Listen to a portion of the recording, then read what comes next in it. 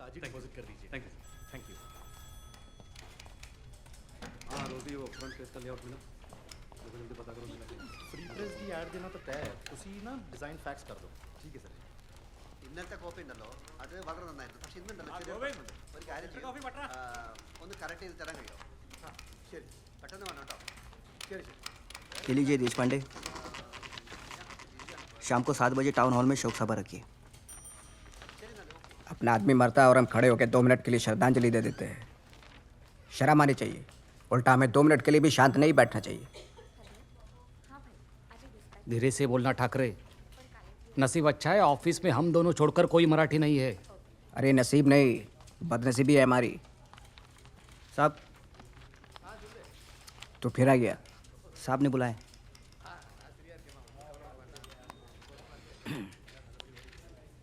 जयराम, कैसा लगता है ये कैसी लाइनें मारते हो आप, मेरे तो दिमाग में भी नहीं घुसता। हाँ लेकिन देख के बड़ी हंसी आती है। मेरे व्यंग्य चित्र को देख के समझ में नहीं आता ना। एक काम कर, पहले हंस ले। अब जो मैं कह रहा हूँ वो अपनी आँख के सामने लेके आ। एक तरबूज लेके आओ और उस पर चश्मा लगाओ।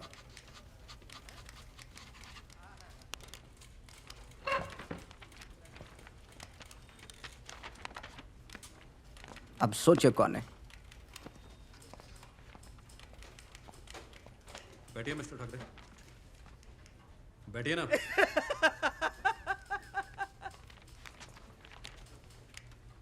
आजकल तुम्हारा ये कार्टून्स कुछ ज्यादा ही शार्प होता जा रहा है। आपको मेरे कार्टून समझ आते हैं, अच्छी बात है, थैंक यू। उस एस के पाटिल का तेल निकालना बंद करो। वाइफ से ज्यादा मेरे को उस निजलिंगप्पा के फोन आते हैं। वो मुरारजी को तो टच भी नहीं करना। आग लगाता है तुम, भुगतना पड़ता मेरे को। ठाकरे, ये प्रेस तुम्हारा अकेले के लिए नहीं खोला है, इसमें और भी बहुत से लोगों का परिवार चलता है। सो प्लीज इसको बंद करवाने का कोशिश मत करो। अगर आप मेरे सारे मॉडल्स पर बंदे लगाएंगे तर मग कार्टून्स काढायची तरी कोणाची? ठाकरे, मुझे तुम्हारे इस आर्ट से कोई शक नहीं है। ये प्रेस विज्ञापन और अच्छे रिलेशन से चलता है। क्यों धंधे का गणित बिगाड़ रहा है तुम? अपने ऊपर तो तुम किसी को मानते नहीं हो, लेकिन मेरे ऊपर है। मुझे सुनना पड़ता है। मुझे मेरा ये नौकरी प्यारा है। यही तो प्रॉब्लम है सर, लोग अपनी नौकरी से प्यार करते हैं, अपने काम से नहीं। तुम करो अपना काम से प्यार और मुझे मेरी नौकरी करने दो। समझा समझा के तुमको परेशान हो गया, लेकिन तुम्हारा समझ में कुछ आता ही नहीं है। मैं आर्टिस्ट हूं, मजदूर नहीं।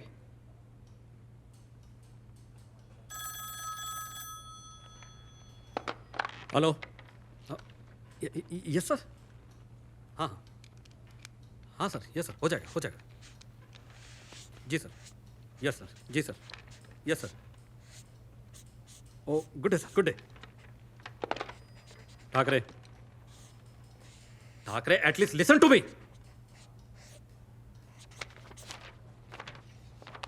What the hell is this? ये क्या? अगर आप मेरे कार्टून्स को पसंद नहीं कर सकते तो मेरे कार्टून्स भी आपको पसंद नहीं करेंगे। And this is my resignation.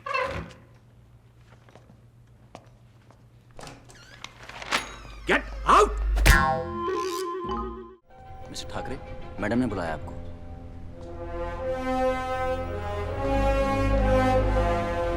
आप नाराज क्यों होते हैं? मैंने सुना है कि आप कहते हो कि महाराष्ट्र सिर्फ मराठी लोगों के लिए है।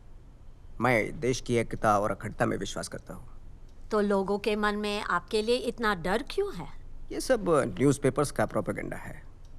मैं मेरे लोगों के सम्मान और हक की बात करता हूँ। हक? किस हक की बात कर रहे हैं आप? भाषा और प्रांत रचना मैंने नहीं बनाई है, संविधान ने बनाई है।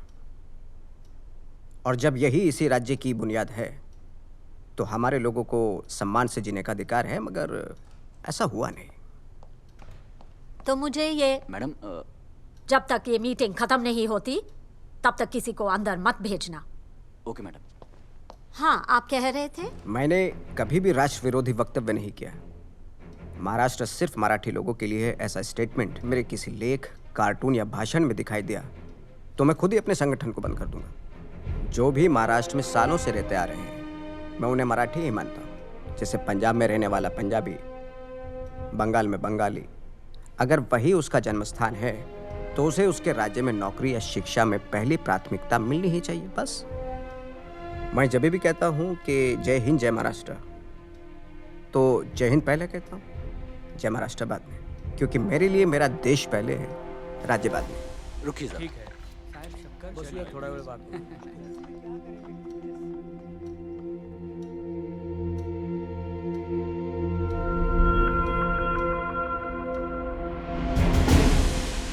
आप इमरजेंसी के बारे में क्या सोचते हो? इमरजेंसी की वजह से अगर देश में डिसिप्लिन आता है तो मैं इसके बिल्कुल भी खिलाफ नहीं हूं।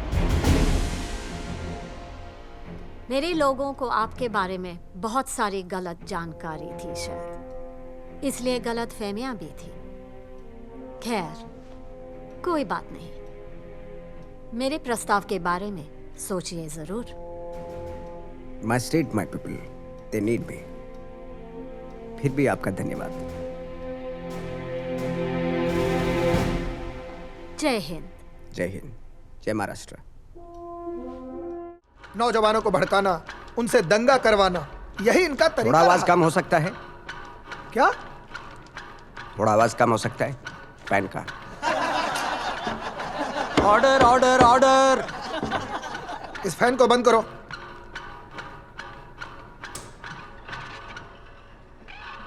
चीजें जब बिगड़ जाती है तो बहुत आवाज करती है।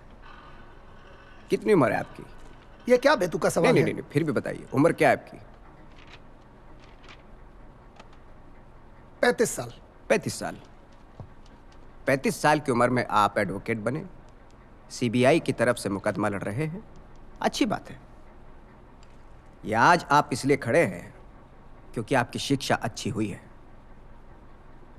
लेकिन आपसे ज्यादा पढ़ लिख कर भी जिसके माँ बाप भूख से अपने बेटे की राह देख रहे हो, तब पता चलता है कि पेट की आग क्या होती है। जब वो आग मिटती नहीं है ना, तो पूरे समाज को जला डालती है। Silence please. एक बात कहूं, मैं पहले जब लोगों को देखता था तो उनके अंदर का व्यंग दिखता था, लेकिन जब आज उन्हीं लोगों को देखता हूं तो उनकी परेशानियां, तकलीफें, उनके सवाल दिखते हैं। ऐसा लगता है कि दिन ब दिन मेरे अंदर का चित्रकार कहीं गुम होता जा रहा है।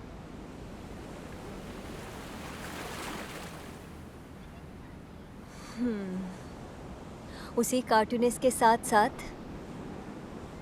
मेरा पति भी भीड़ में कहीं गुम होते जा रहा है। ए, कहाँ जा रही है? अहो। उधर नहीं पानी है। कहाँ जा रही है? नहीं जा सकती। रो मत बेटा, रो मत। सुनो रे। आप इनके साथ हो, आपको ध्यान रखना चाहिए ना इनका। हाँ। तैरना नहीं जानती ना? नहीं। मग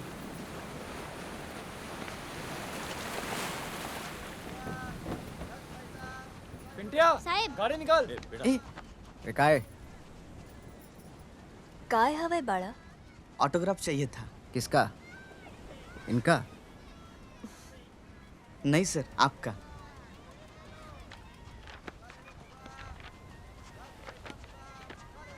क्या नाम है तुम्हारा? केशव।